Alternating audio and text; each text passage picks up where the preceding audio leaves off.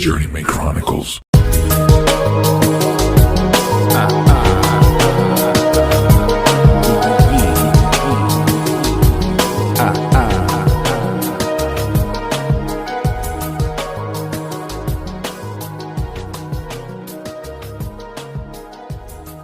All right, salute. Salute. Some quiet time. Quiet time, finally, huh? Is this the, ooh, that's good. What kind of wine is that? Which one is that? I just poured whatever it was you had open. That was the Cabernet Sauvignon. That was the one that was like scored 92 points. Gray table, gray something.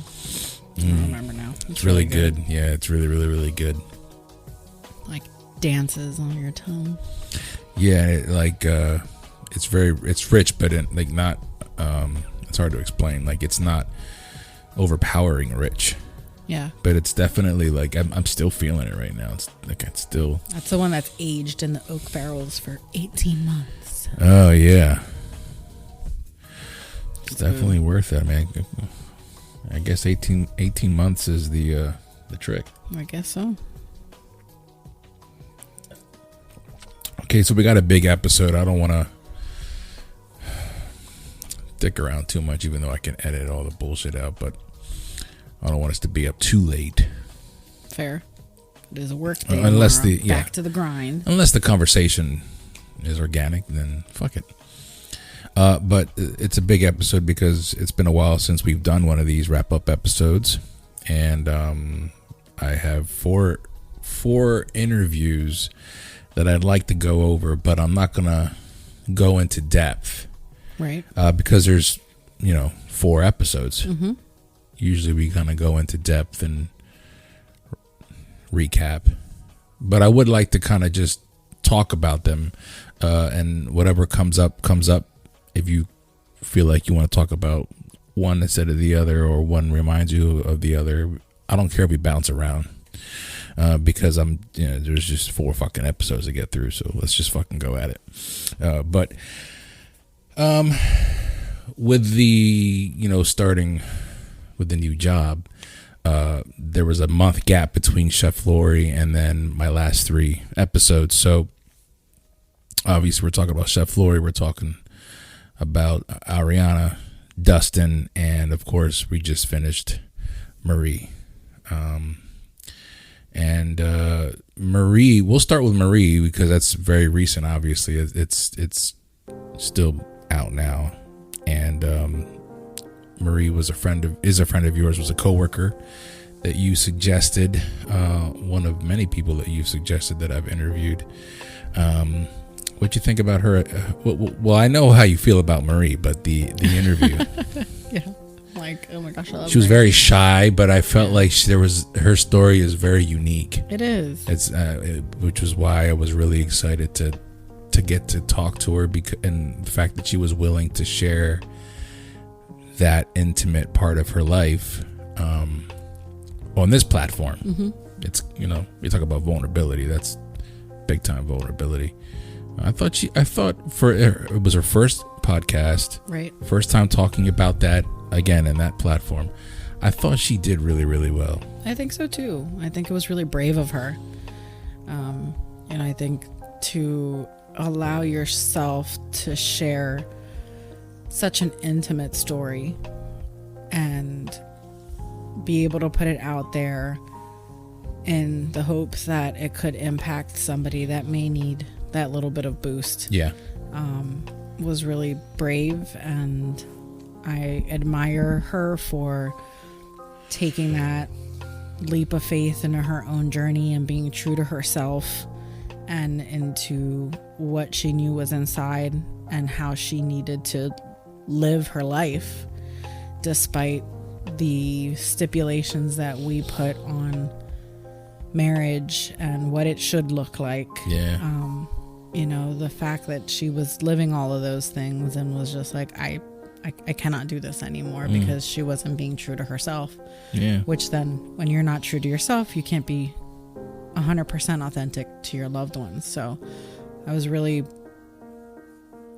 really admire the story and her bravery and how candid she was able to be about it, even though she was so shy. And I loved that the last 2 episodes, kind of back to back, both had kind of that story of starting over. Sure. Yeah, you're right. And how difficult that shift was, but coming out of it on the flip side was so worth it. Yeah. That was, one of the things that Dustin said in his episode that was just so neat to me was, that if he had to make any of those choices again, he would keep everything right where it was, or he might miss out on where he is right now at this moment, and he wouldn't want to mess any of that up. And I thought that was really cool. So it was kind of neat to hear those stories back to back in that just state of how deep and dark and hurtful and tumultuous that shift can be. But then once you're past it, once you stick with it and you're true to your own journey, coming out on the other side is just so worth it. Yeah. It's that's the main common denominator between those 2 stories, which is the cool thing, is like, that's what we're trying to do with the Chronicles, is like, there's a lot of common ground, even though the stories are completely different. Yeah. And that, with Dustin and Marie, knowing that, we didn't really get into it with Dustin too much, but I would assume, having talked to him that evening and getting the vibe that, along the same lines of trying to do the thing that you try to do what you think is the right thing, it's not working out. You have to then come to terms, like you said, with a reality. We never really discussed what was the final straw in his situation, but having to start over. And also, like, when I asked Marie, where are you now? Like, when I had somewhat of the same conversation with Dustin too, where he had that perspective of filling up his tank of gas in his truck, and happened to be looking over and seeing his old apartment. Yeah. That's a pretty cool feeling, and it's almost like that, look where I am now. Kind of like coming full circle. Yeah. And so,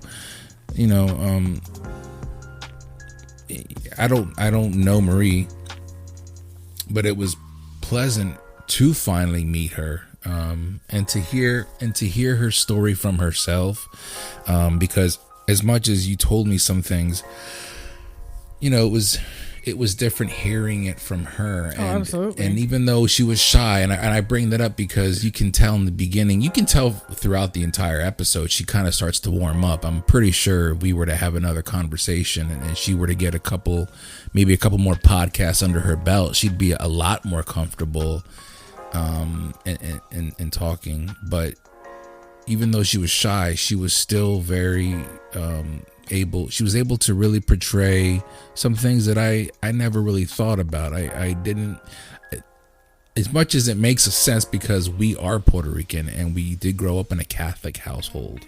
So we understand like how super strict that is, and also how like old school, we don't talk about that stuff here. Right. It never dawned on me like the fact that you finally can't go on living a life that is a lie, that you're lying to yourself in your heart, and you decide, I need to live my life this way. That's super complicated in a Puerto Rican household that's Catholic, and I'm not saying it wouldn't be any strict anywhere else. I'm sure it is, but we just know that firsthand ourselves as far as what's expected of you. And so I was grateful.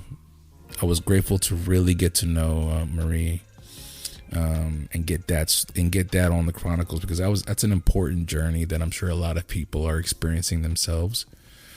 And Dustin is like that story of the thing I like about Dustin is he really is just like, I don't think I have anything to share. He's really, really humble in that way. He does very modest. but he has a whole lot more to share. I feel like there's still more that I wish I would have had time to really plug in. And you know, his Halloween setup, that he had a whole, like a Field of Screams type of shit. And he was doing it himself for years, and he had to put that away in the storage during his divorce. It would be really cool, and it sounds like he's going to get back into that, to get back and talk to him in the future. Like, let's see where you are now. That was cool. We just talk about how deep his voice is.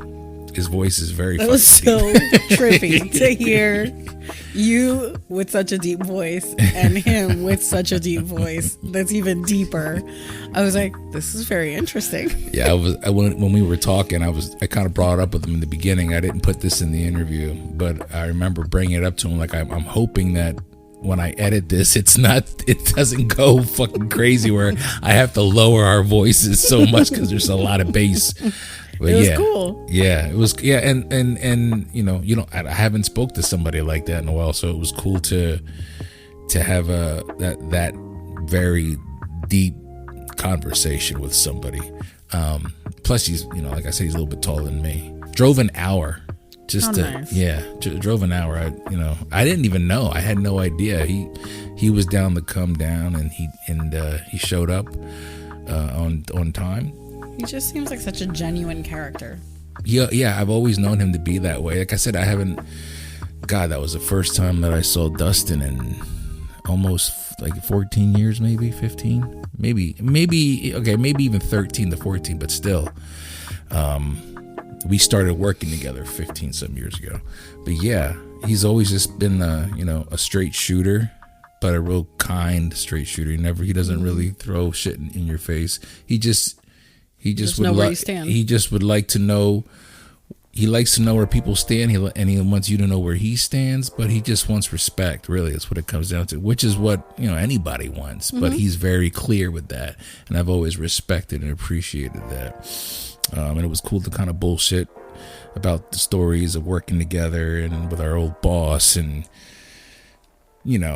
reminiscing with somebody about things that I haven't been able to talk with anybody for a long time, because I haven't seen anybody from those days. Sure.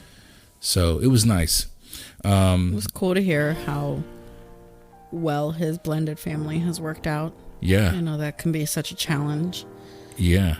Anytime you're blending families, and especially when there's children involved, it can be a very cumbersome thing. And for some families, it never really gets to a point where everyone is just comfortable with one another and it's natural and has an even flow. So, like for us, I always count my blessings in how well our family has blended, thankfully, and how great the older kids are, and how well they've taken to our younger kids. But to hear like him talk about his blended family and his love and his passion for all of the kids, it was really beautiful too. Yeah, he even when I was sharing his episode throughout the week, and I was trying to find photos, I asked if it was cool if I shared a photo of the children, like a family photo, and he was cool with it. Him and Ashley, they were okay with that. But accidentally I selected some photos, not realizing that I was missing a child of theirs. And he reached out and he was just like, hey, would you mind if you could maybe throw this picture in? Just, she's really important to me. Great. And I thought that was cool. Yeah, absolutely.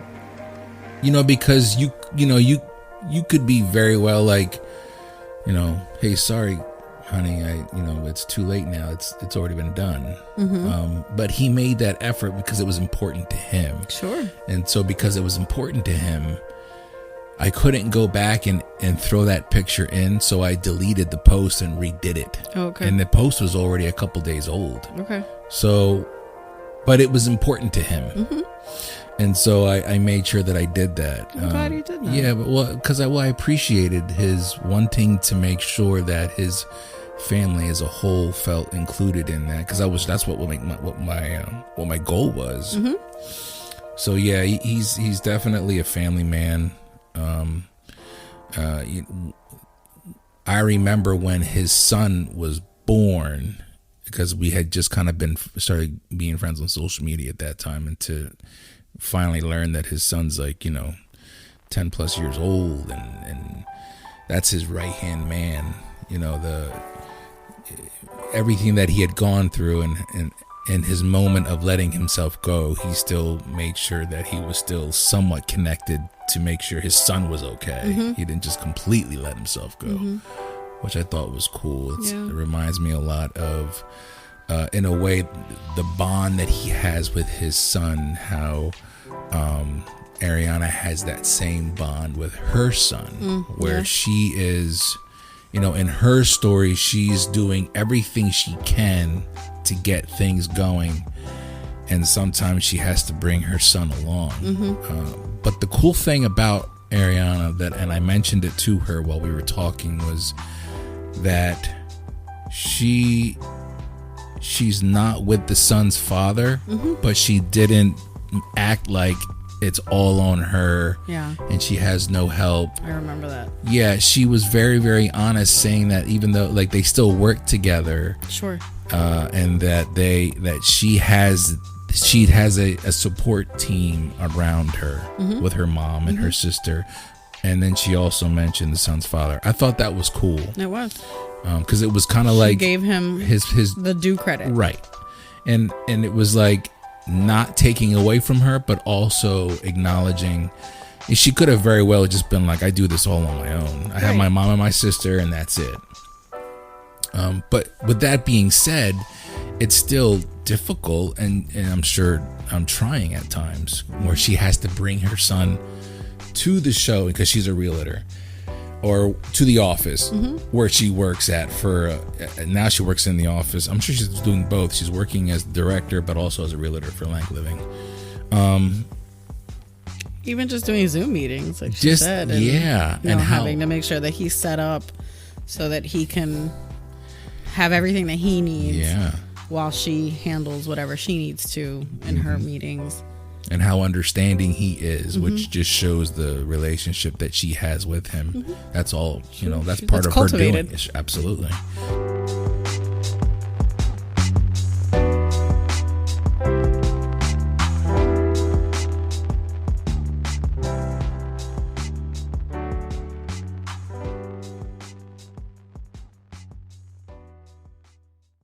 And now a quick sponsor break.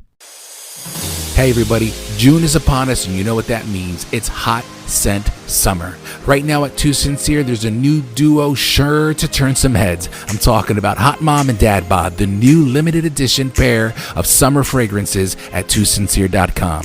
Hot Mom is like good times and tan lines, like suntan lotion made from refreshing coconut milk with hints of mango and pineapple. And then there's Dad Bod, sea salt and khaki vibe going on here, the calming scent of sea salt on a sun-warmed beach, ocean waves settling along the sand. The Hot Mom and Dad Bod Soy Candle Duo includes 2 9-ounce soy candles. Supplies are limited. Get them while they last. And for my Chronicle listeners out there, I got a promo code just for you. Right now, JMC15 will get you 15% off your next order at TooSincere.com. This excludes items already on sale, and the offer is valid through July 31st, 2022. You already know what I think about TooSincere.com. I love them, so check out the clean burning, awesome, fragrant soy candles they got at TooSincere.com. Go there now.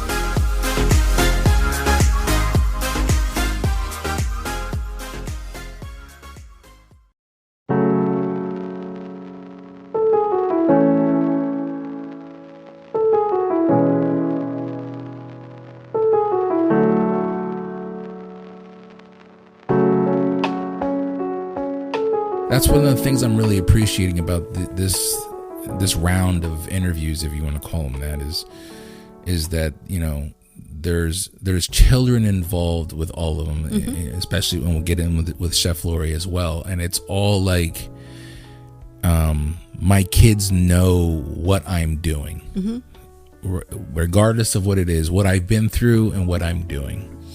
And I feel like when you do that, when you have children involved and they know what you've been through and they know what you're doing, you're leading by example without even really knowing. That's how you mold your children. Sure.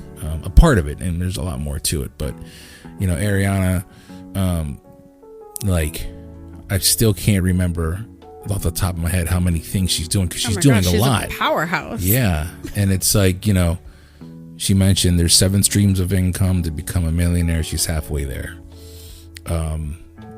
And just, following her on social media, that she's just going, and she's in this vibrant, upbeat mood all the time. And of course the charcuterie board and the makeup game that she's doing, and we mentioned real estate and how she was involved. She was involved with the school district of Lancaster, but also with CAP. Yes, thank you. I was having a brain fart. Different ways that she's getting involved with the community and how she loves it, but also how it was never really planned.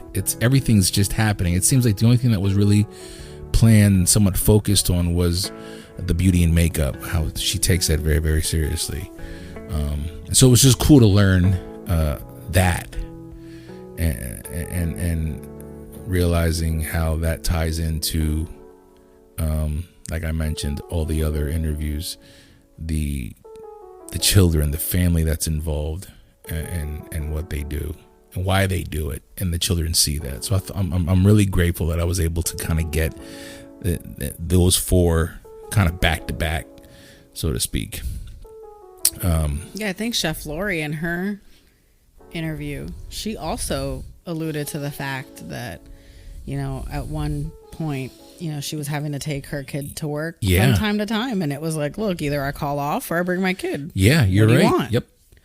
And you and I have recently had that conversation about, I think when we went to the beach, I told you that at the front desk, I saw a little kid peek through the door, and you could tell that the front desk attendant got a little bit awkward. And it's like, if you have an employer that's willing to work with you like that, great, because it's true. Like, you can either have me as an able body and I'll keep my kid in check, or you're short staffed. Yeah.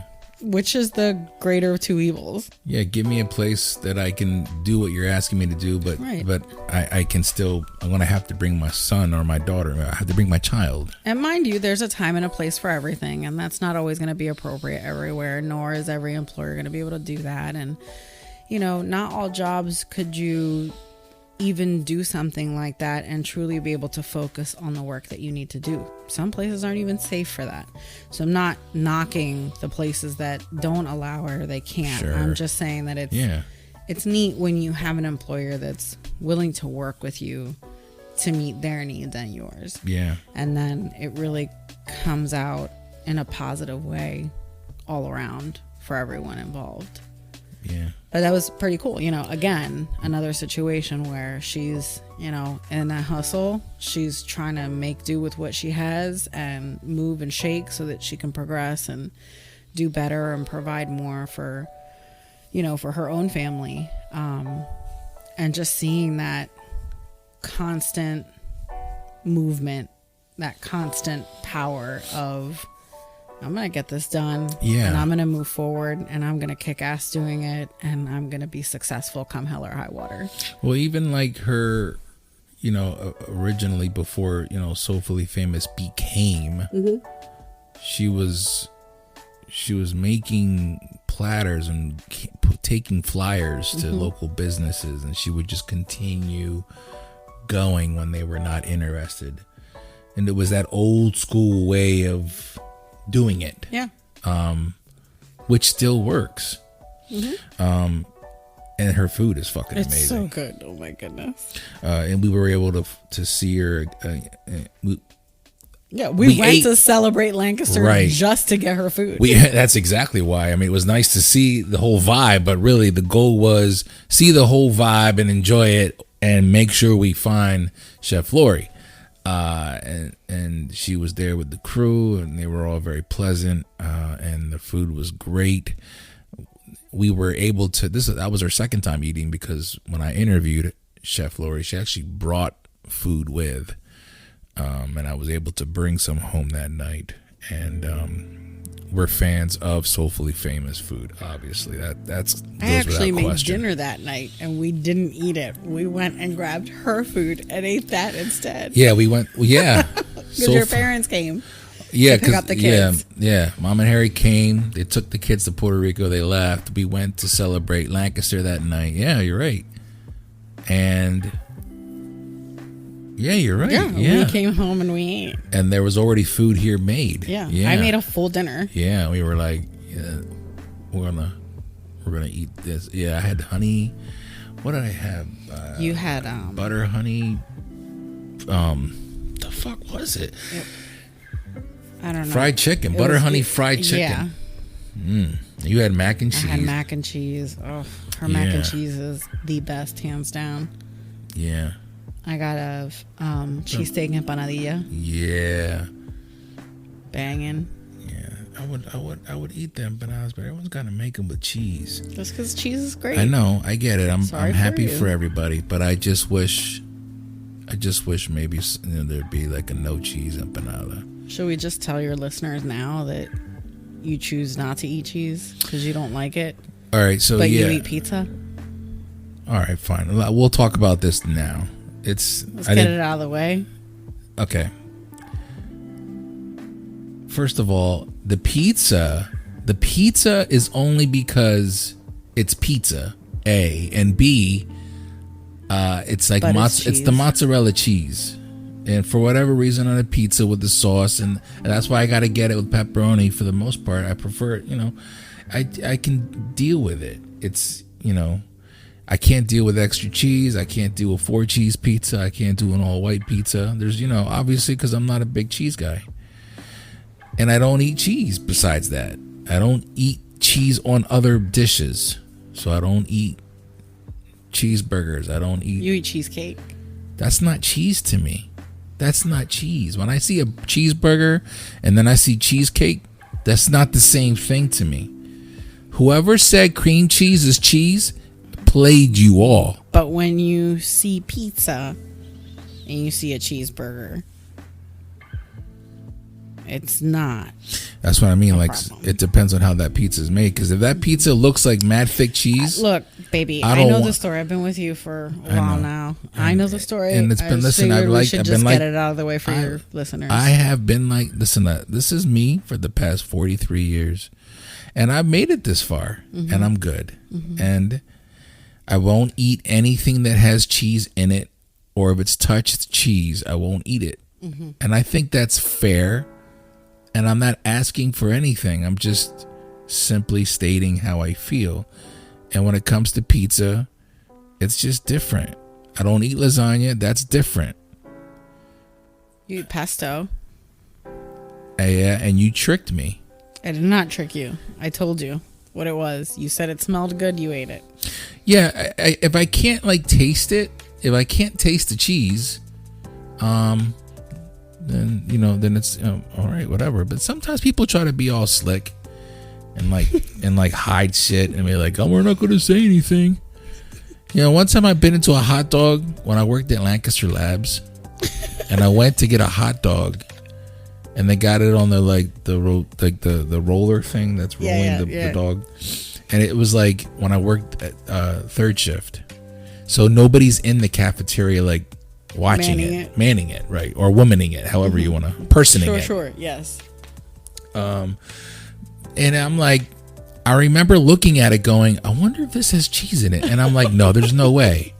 Like there would be a label or something like cheese. And it's kind of dangerous in case people have allergies. I put it in the bun. I sit down in the break room. I'm ready. I got Sprite or something, and I take a bite where that cheese, that Frank like cracked, like that good snap. And it was like it shot out like Cheese Whiz. Oh, I'm getting sick right now. Just think. I remember being like, I spat it out. Told me this story. I was so repressed. I kept it in the recessed part of my mind, and now it's coming back out. I spat it out like I was disgusted, and I remember sitting. I was all alone in the cafeteria, but I remember like I went, ugh, and it was like it echoed. It was like, ugh, ugh, ugh. You're ridiculous. Oh my god. I just don't like cheese. Okay. And listen. Okay, we've spent enough time on it. You brought it up that Chef Lory, you didn't eat the cheesesteak and panadilla. It smelled great. It smelled great. I'm sure it was banging. I believe fantastic. It was. I don't eat cheese. But that honey butter fucking fried chicken. I'm talking like that hit different. Oh man, it smelled so good. The food's amazing. So anyway, yes, and what her hustle and getting to where she's at, and wanting that respect. That's the one thing that I got from her is that she's willing to she wears her heart on her sleeve for people. And she just wants that respect and people to recognize what she's doing because she's doing really big things. So it was a really great run of it. Yeah, I'm like I said, with getting the Tate in there and getting a new job, it kind of slowed. It was a huge month where I didn't have any interviews. But I really wanted to include Chef Lory in the wrap up because I hadn't done one with her. And her, Ariana, Dustin, Marie, I'm really, really happy with those, and I feel like I got a lot of great feedback, just from people listening, from the hardcore listeners and from some new listeners. Every time I share a new episode with a new guest, it's a potential for a new audience to listen because they're going to share it. Sure. So I'm just like I said. I'm grateful, and like I always say, I'm looking forward to, the new round or the next round. I would love to go, nonstop, but I have to take breaks. But I'm not as busy as I once was, so it's been a nice change of pace. Mm-hmm. Even right now, recording this, I'm not really stressing that I have to get to bed. Sure. Because we've done that before where I was, I did it because I needed to record, but I was hurting. Yeah. So I'm excited. It's been a good summer so far. So far, absolutely. We're about midsummer now. Yeah. 36. Yeah, this will be 37. 37 episodes. This will be 37. Congratulations. And then thank you. I got a couple ideas coming up. I already have another interview scheduled. I'm going to start, trying to book more into late July. Yeah. It's good. Yeah. We're in a good place. Yeah, and of course, Journeyman Chronicles is doing well. Thank you for shouting out some people. Marie is a direct result of that. I'm happy. I'm excited. Me too. Yeah. All right. I'm gonna continue drinking this wine. You're not drinking. Have you been drinking your wine? Yeah. I just haven't seen you drink it. I'm sneaky like that, stealth like. I'm like the wine ninja. What's the name of this wine again? This is a Cabernet Sauvignon. Cabernet Sauvignon. Fuck. It's good. It is. There's a party right now. I know. It's tantalizing. Tantalizing. Wow. That's a great word. That's a word that I wasn't trying to make. Why do you do that when I wasn't trying to my mouth? That wasn't my goal. That's a word that you don't use often. We don't use that word often. I don't think anybody, but we know what it means. Tantalizing. It's tantalizing for my taste I buds. think when there's a Z in the word, it's just like Automatic. it just automatically gives it pizzazz and pizzazz. There, There you go. Job well done. How much do we record? episode.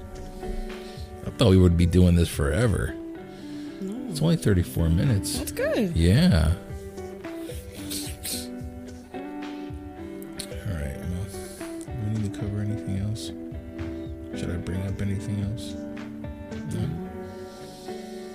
I told you I had lunch today with some friends, and my friend Deb went to seminary with Reverend Watson.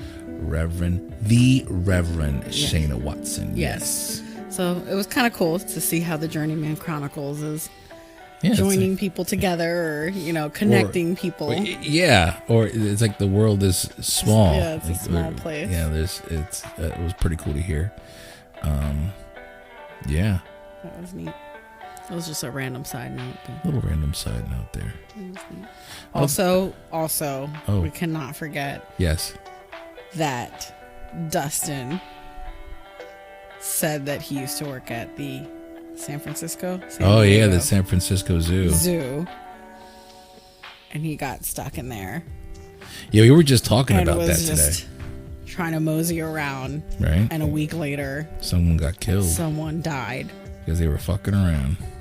By a lion. And that could have been him. So, thank you, stars, for aligning and keeping Dustin safe. Yeah, amen. For many wonderful things. Stars. And allowing us to then hear his wonderful interview, because he could have been eaten by a lion. And thank God he wasn't. Yeah, it was the whole like walking out of getting locked in the zoo. First of all, you don't think about potential escape of a lion or an animal. Yeah. I wouldn't. If I got locked in the zoo and I'm like, fuck, I'll just walk to the exit. First of all, I think I'd walk to the exit. I'm not as ballsy as Dustin. Dustin was going to hop the fence. But anyway. He was like, the hotel's right there. Yeah, but I mean, I wouldn't have been like, in my mind, I'm thinking, you got zookeepers that keep animals in the zoo. So why would I need to be worried about anybody or anything coming for me? And here, after hours, animals escape. You gotta be careful. Yeah, shout out to Dustin and his zoo life. I wish I could have dug into more of that. Yeah, because he was making log house cabins and there at the zoo at Yellowstone Park, I think he mentioned. Mm-hmm. So that's cool. It was good. Well, shout out to Dustin, shout out to Marie, shout out to Ariana, and shout out to Chef Lory. Thank you for being patient with the wrap-up episode. But, being busy is a good thing. I will see you soon. Alexsandra and I are going to finish drinking this wine. Just a reminder that the Journeyman Chronicles intro and outro theme music is produced by Soilo with Real Music and Films. I'll put the link in the description for his YouTube channel, maybe even his Instagram, because I don't want people to forget that wonderful music you hear in the very, very beginning and at the end. That's Alexsandra's favorite part. It is. That's produced by my boy Soilo. Okay.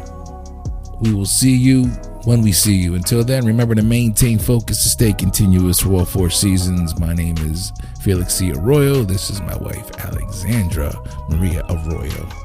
I don't know if I should put your middle name in there. It's not so weird. It is weird. I said, I forget you have one. I was actually a little bit waiting for you to mess it up. I love you, baby. All right. We'll see y'all later. Good night.